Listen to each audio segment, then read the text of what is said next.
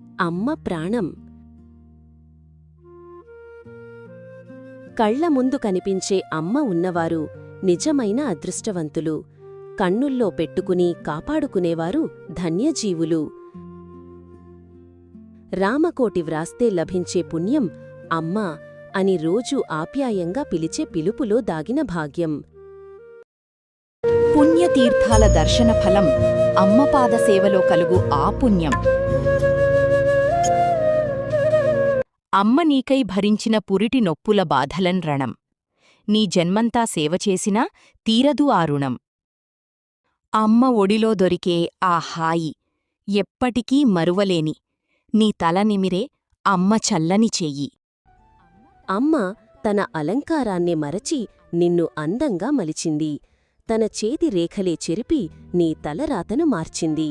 నీకు అండగా, ఓదార్పుగా, గురువుగా, ప్రేరణగా, ప్రోత్సాహంగా నీ ప్రతి అడుగులో ధైర్యం నింపింది.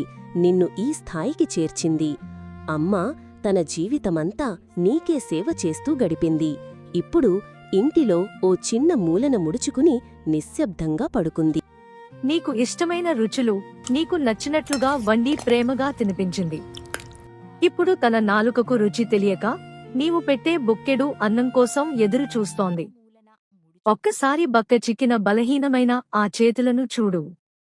ఒక్కరోజు అమ్మ నీకు చేసిన పనులన్నీ నీవు చేసి చూడు. అమ్మ ఉన్నప్పుడే ఆమెను ప్రేమగా చూసుకో.